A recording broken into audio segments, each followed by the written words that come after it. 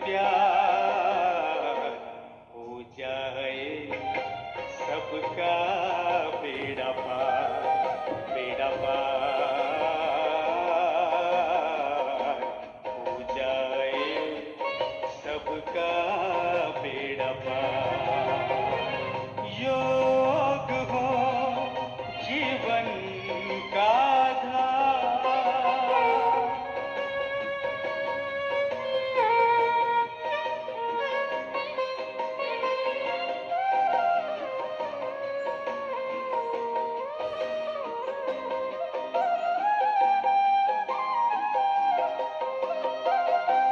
हर पल जो सेवा में बिताए, शिव बाबा संग प्रीत जुटाए। हर पल जो सेवा में बिताए, शिव बाबा संग प्रीत जुटाए। खुशियों के खुल जाए द्वार, हो जाए सबका बेड़ा पार, बेड़ा पार हो जाए सबका बेड़ा पार। योग हो जीवन का आधार।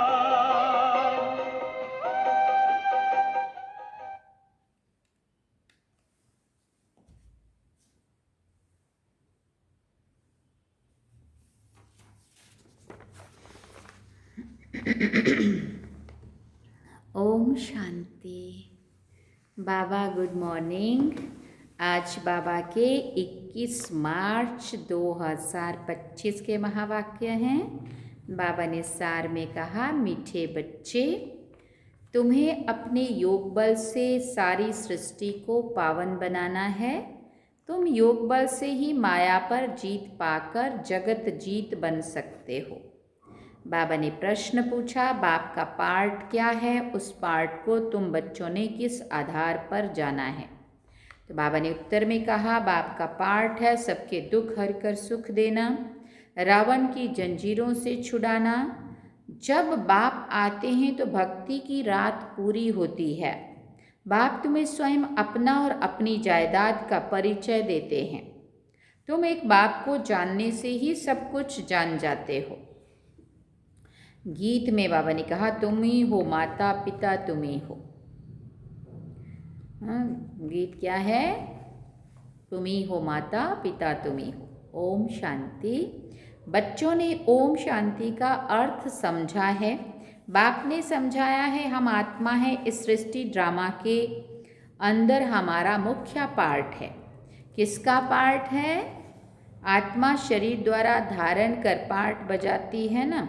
तो बच्चों को अब आत्म अभिमानी बना रहे हैं। इतना समय दे अभिमानी थे, अब अपने को आत्मा समझ बाप को याद करना है। हमारा बाबा आया हुआ है ड्रामा प्लानानुसार। बाप आते भी हैं रात्रि में। कब आते हैं? उनकी तिथि तारीख कोई नहीं है। तिथि तारीख उनकी होती है जो लौकिक जन्म लेते हैं। ये तो है पारलौकिक बाप। इनका लौकिक जन्म नहीं। श्री कृष्ण की तिथि तारीख समय आदि सब देते हैं। इनका तो कहा जाता है दिव्य जन्म। बाप इनमें प्रवेश कर बताते हैं कि ये बेहद का ड्रामा है। इसमें आधा कल्प रात है। जब रात है अर्थात घोर अंधियारा होता है, तब मैं आता हूँ। और फिर कहा, तिथि तारीख कोई नहीं है। इस द्वारा भक्ति भी इस समय भक्ति भी तमो प्रधान है। आधा कल्प है बेहद का दिन। बाप खुद कहते हैं, मैंने इनमें प्रवेश किया है। गीता में भी है, भगवान उवाच, परंतु भगवान मनुष्य नहीं हो सकता है। श्री कृष्ण भी देवी गुणों वाला है। ये मनुष्य लोक है, ये देवलोक नहीं है। गाते भी हैं, ब्रह्मा देवताय नमः, वो है सूक्ष्म वतनवासी। बच्चे जानते हैं वहाँ हड्डी मांस नहीं होता है, वो है सूक्ष्म सफ़ेद छाया। जब मूल वतन में है तो आत्मा को न सूक्ष्म शरीर छाया वाला है न हड्डी वाला है। इन बातों को कोई भी मनुष्य नहीं जानते हैं।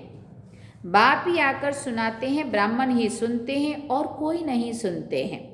ब्राह्मण वर्ण होता ही है भारत में, वो भी तब होता है जब परमपिता परमात्मा प्रजापिता ब्रह्मा द्वारा ब्राह्मण धर्म की स्थापना करते हैं। अब इनको रचता भी नहीं कहेंगे, नई रचना कोई रचते नहीं है, सिर्फ रिज्यूविनेट करते हैं। बुलाते भी हैं, हे बाबा पतित दुनिया में आकर हमको पावन बनाओ। अभी तुमको पावन बना रहे हैं, फिर तुम योग बल से इस सृष्टि को पावन बना रहे हो। माया पर तुम जीत पाकर जगत जीत बनते हो। योग बल को साइंस बल भी कहा जाता है। ऋषि मुनि आदि सब शांति चाहते हैं, परंतु शांति का अर्थ तो कोई नहीं जानते हैं। यहाँ तो जरूर पार्ट बजाना है ना। शांति धाम है स्वीट होम, साइलेंस होम। तुम आत्माओं को अब ये मालूम है कि हमारा घर शांति धाम है, यहाँ हम पार्ट बजाने आए हैं। बाप को भी बुलाते हैं, हे पतित पावन दुख हरता सुख करता आओ, हमको इस रावण की जंजीरों से छुड़ाओ। भक्ति है रात, ज्ञान है दिन। रात मुर्दाबाद होती है, फिर ज्ञान जिंदाबाद होता है। ये खेल है सुख और दुख का। तुम जानते हो सबसे पहले हम स्वर्ग में थे, फिर उतरते उतरते आकर नर्क नीचे हेल में नरक में पड़े हैं। कलयुग कब खलास होगा, फिर सतयुग कब आएगा, ये भी कोई नहीं जानता है। तुम बाप को जानने से बाप द्वारा सब कुछ जान गए हो। मनुष्य भगवान को ढूंढने के लिए कितना धक्का खाते हैं, बाप को जानते ही नहीं है। जाने तब जब बाप आकर अपना और जायदाद का परिचय दे। वर्षा बाप से मिलता ही है, माँ से नहीं। वर्षा बाप से ही मिलता है, माँ से नहीं मिलता है। इनको मम्मा भी कहते हैं, परंतु इनमें इनसे वर्षा नहीं मिलता है। इनको याद भी नहीं करना है। ब्रह्मा विष्णु शंकर भी शिव के बच्चे हैं, ये भी कोई नहीं जानते हैं। बेहद की सारी दुनिया का रचयिता एक ही बाप है, बाकी सब है उनकी रचना या हद के रचयिता।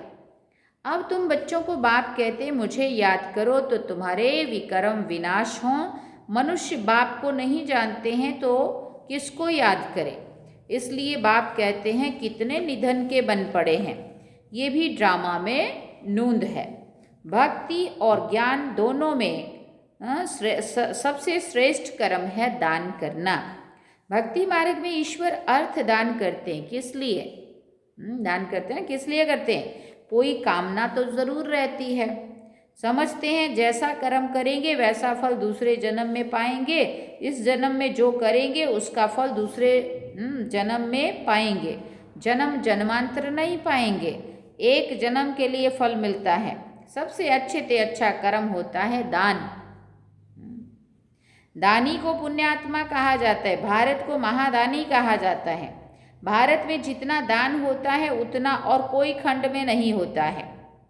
बाप भी आकर बच्चों को दान करते हैं, फिर बच्चे बाप को दान करते हैं। कहते हैं बाबा आप आएंगे तो हम अपना तन मन धन सब आपके हवाले कर देंगे, आप बिगर हमारा कोई नहीं है। बाप भी कहते हैं मेरे लिए तुम बच्चे ही हो, मुझे कहते ही हो हेवनली गॉडफादर अर्थात स्वर्ग की स्थापना करने वाला। मैं आकर तुमको स्वर्ग की बादशाही देता हूँ।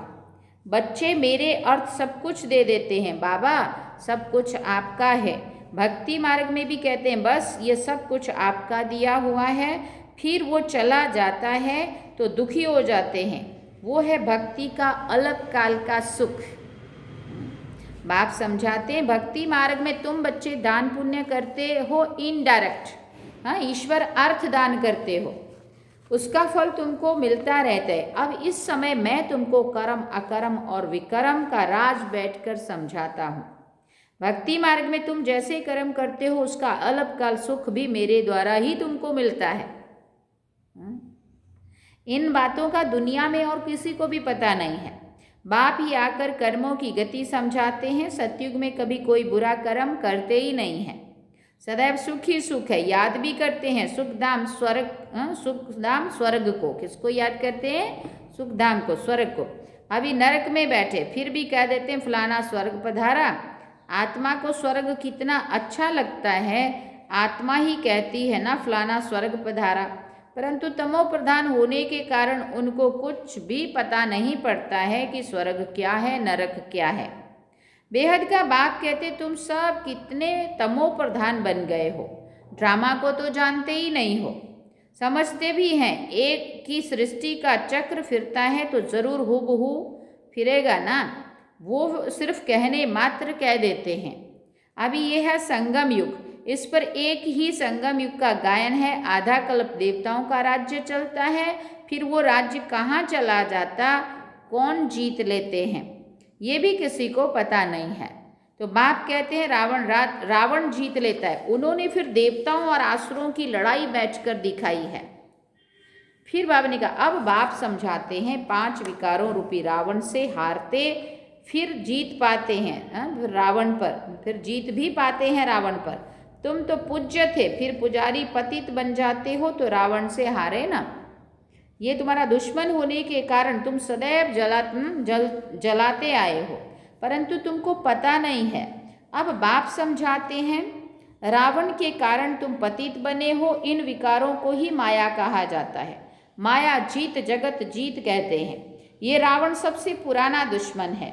अभी श्रीमत से तुम इन 5 विकारों पर जीत पाते हो। बाप आए हैं जीत पहनाने, ये खेल है ना। माया से हारे हार, माया से जीते जीत है। जीत बाप ही पहनाते हैं, इसलिए इनको सर्वशक्तिमान कहा जाता है।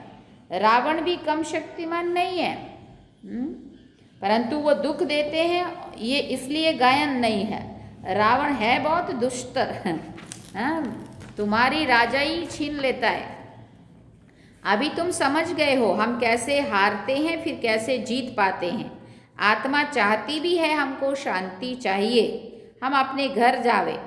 भक्त भगवान को याद करते हैं, परंतु पत्थर बुद्धि होने के कारण समझते नहीं हैं। भगवान बाबा है तो बाप से ज़रूर वर्षा मिलता होगा, मिलता भी है ज़रूर, परंतु कब मिलता है फिर कैसे गंवाते हैं ये नहीं जानते हैं।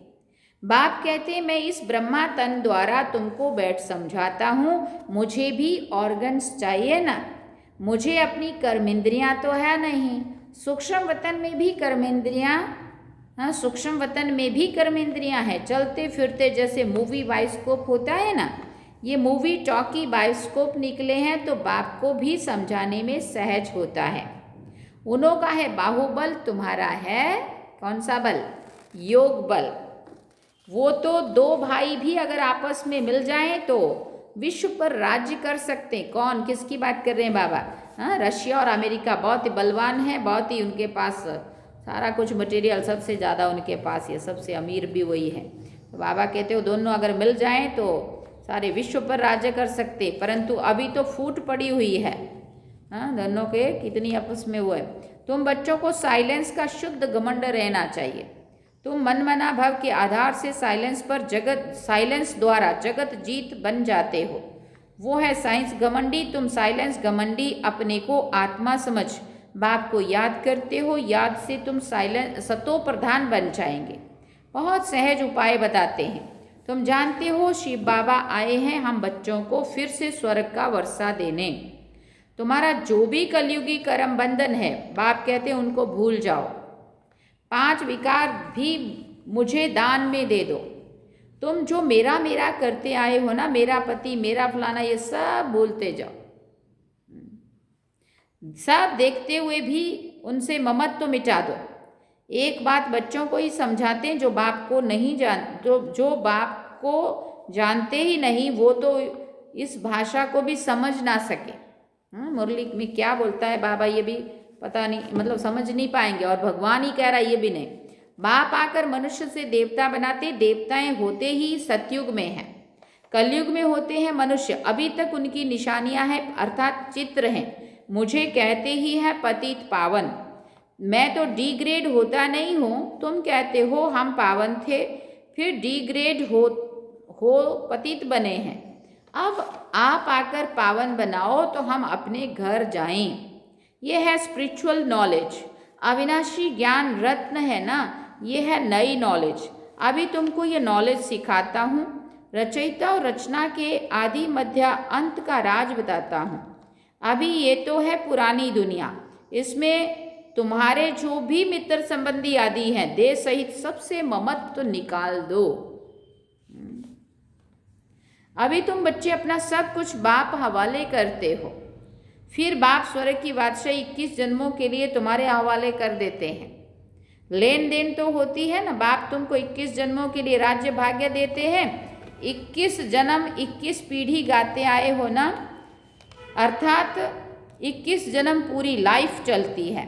बीच में कभी भी शरीर छूट नहीं सकता है, अकाले मृत्यु नहीं होती है। तुम अमर बन जाते हो और अमरपुरी के मालिक बनते हो। तुमको कभी भी काल खा ना सके। अभी तुम मरने के लिए पुरुषार्थ कर रहे हो। क्या कर रहे हैं हम सभी? मरने के लिए पुरुषार्थ कर रहे हो। बाबा कहते हैं देह सहित देह के सब संबंध छोड़, एक बाप से संबंध रखना है। अब जाना ही है सुख के संबंध में, दुख के बंधनों को भूलते जाएंगे। गृहस्थ व्यवहार में रहते पवित्र बनना है। बाप कहते हैं मामेकम याद करो, साथ साथ दैवी गुण भी धारण करो। इन देवताओं जैसा बनना है।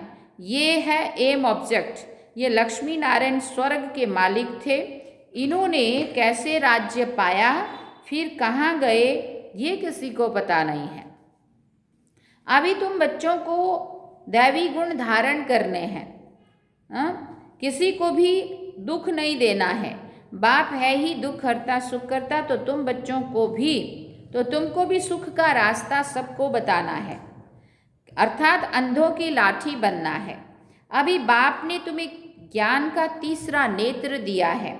तुम जानते हो बाप कैसे पाठ बजाते हैं। अभी बाप जो तुमको पढ़ा रहे हैं, ये पढ़ाई प्राय लोप हो जाएगी। देवताओं में ये नॉलेज रहती नहीं है। तुम ब्रह्मा मुख वंशावली ब्राह्मण ही रचता और रचना के ज्ञान को जानते हो और कोई नहीं जानते हैं। इन लक्ष्मी नारायण आदि में भी अगर ये ज्ञान होता तो ये परंपरा चला आता। वहाँ ज्ञान की दरकार नहीं रहती है, क्योंकि वहाँ है ही सदगति। अभी तुम सब कुछ बाप को दान देते हो, फिर बाप तुमको 21 जन्म के लिए सब कुछ दे देते हैं। ऐसा दान कभी भी होता नहीं है। तुम जानते हो हम सर्वस्व देते हैं। बाबा ये सब कुछ आपका है, आप ही हमारे सब कुछ हो। फिर क्या कहते, त्वमेव माताश्च पिता त्वमेव त्वमेव बंधु च सखा त्वमेव। हम नहीं गाया है ना बाबा के आगे ये, भक्ति मार्ग में पार्ट तो बजाते हैं ना, बच्चों को अडॉप्ट भी करते हैं, फिर खुद ही पढ़ाते हैं, फिर खुद ही गुरु बनकर सबको ले जाते हैं। कहते हैं तुम मुझे याद करो तो पावन बन जाएंगे, फिर तुमको साथ ले जाऊंगा। ये यज्ञ रचा हुआ है, ये है शिव का ज्ञान यज्ञ। इससे तुम तन मन धन सब स्वाहा कर देते हो। खुशी से सब अर्पण हो जाता है, बाकी आत्मा रह जाती है। बाबा बस अब हम आपकी श्रीमत पर ही चलेंगे। बाबा कहते हैं गृहस्थ व्यवहार में रहते पवित्र बनना है। 60 वर्ष की आयु जब होती है तो वानप्रस्थ अवस्था में जाने की तैयारी करते हैं, परंतु वो कोई वापस जाने के लिए थोड़ी तैयारी करते हैं। अभी तुम सतगुरु का मंत्र लेते हो, मन मना भव। भगवान उवाच, तुम मुझे याद करो तो तुम्हारे विक्रम विनाश होंगे। तुमको सबको कहो आप सबकी वानप्रस्थावस्था है। शिव बाबा को याद करो, अब जाना है अपने घर। अच्छा, मीठे मीठे सिकिल दे बच्चों प्रति माता पिता बाप दादा का याद प्यार और गुड मॉर्निंग। रूहानी बाप की रूहानी बच्चों को नमस्ते। हम रूहानी बच्चों की रूहानी माता पिता बाप दादा को दिल व जान सिकवा प्रेम से याद प्यार गुड मॉर्निंग नमस्ते। थैंक यू बाबा, शुक्रिया बाबा।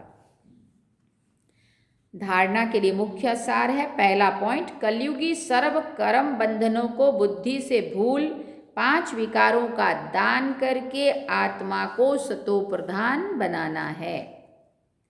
एक ही साइलेंस के शुद्ध घमंड में रहना है। घमंड वैसे अच्छा नहीं होता, लेकिन शुद्ध घमंड क्या है? मैं आत्मा हूँ, इस नशे में रहना है। घमंड माना नशा, उल्टा नशा नहीं। हाँ, देह अभिमान का नशा उल्टा नशा होता है। आत्म अभिमानी बनना माना शुद्ध नशा। दूसरी बात, इस रुद्र ज्ञान यज्ञ में खुशी से अपना तन मन धन सब अर्पण कर सफल करना है। इस समय सब कुछ बाप हवाले कर 21 जन्मों की बादशाही बाप से ले लेनी है। वरदान में बाबा ने कहा, रोब के अंश का भी त्याग करने वाले स्वमानधारी पुण्य आत्मा भव। रोब के अंश का भी त्याग करने वाले स्वमानधारी पुण्य आत्मा भव। स्वमानधारी बच्चे सभी को मान देने वाले दाता होते हैं। दाता अर्थात रहम दिल। उनमें कभी किसी भी आत्मा के प्रति संकल्प मात्र भी रोब नहीं रहता। ये ऐसा क्यों? ऐसा नहीं करना चाहिए, होना नहीं चाहिए, ये ज्ञान ये कहता है क्या? ये भी सूक्ष्म रोब का अंश है। लेकिन स्वमानधारी पुण्य आत्माएं गिरे हुए को उठाएंगी, सहयोगी बनाएंगी। वो कभी भी ये संकल्प भी नहीं कर सकती कि ये तो अपने कर्मों का फल भोग रहे हैं। करेंगे तो जरूर पाएंगे, इन्हें गिरना ही चाहिए है। हाँ, ऐसा नहीं सोचेंगे। ऐसा संकल्प आप बच्चों के नहीं हो सकते हैं। स्लोगन में बाबा ने कहा, संतुष्टता और प्रसन्नता की विशेषता ही उड़ती कला का अनुभव कराती है। क्या सुना?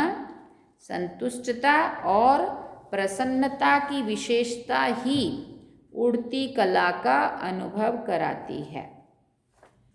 अच्छा, ओम शांति। अव्यक्त इशारे में बाबा ने कहा, सत्यता और सभ्यता रूपी कल्चर को अपनाओ। सत्यता के शक्ति की निशानी है निर्भयता। सच तो बिट्ठो नच। जो सच्चाई पे चलने वाला होगा ना, उसको किसी का डर नहीं होगा, निर्भय होगा। हाँ, बिट्ठो नच माना कोठे पे जाके डांस करेगा। देखो इसमें भी कहा, मुझे नहीं पता था, यहाँ भी है। कहा जाता है सच तो बिट्ठो नच, अर्थात सत्यता की शक्ति वाला सदा बेफिक्र निश्चिंत होने के कारण, निर्भय होने के कारण खुशी में नाचता रहेगा। यदि अपने संस्कार व संकल्प कमजोर हैं तो वो कमजोरी ही मन की स्थिति को हलचल में लाती है। इसलिए पहले अपनी सूक्ष्म कमजोरियों को अविनाशी रुद्र ज्ञान यज्ञ में स्वाहा करो। क्या करना है? यदि अपने संस्कार व संकल्प कमजोर हैं तो वो कमजोरी ही मन की स्थिति को हलचल में लाती है। इसलिए क्या करना है? पहले अपनी सूक्ष्म कमजोरियों को अविनाशी रुद्र यज्ञ में स्वाहा करो। सार में बाबा ने कहा, मीठे बच्चे, तुम्हें अपने योग बल से ही सारी सृष्टि को पावन बनाना है। तुम योग बल से ही माया पर जीत पाकर क्या बनते हैं? जगत जीत बनते हैं। अच्छा, ओम शांति। तो ये थे बाबा के आज के महावाक्य जो हम सभी ने सुने। तो अभी हम चलते हैं बाबा की याद। चलिए।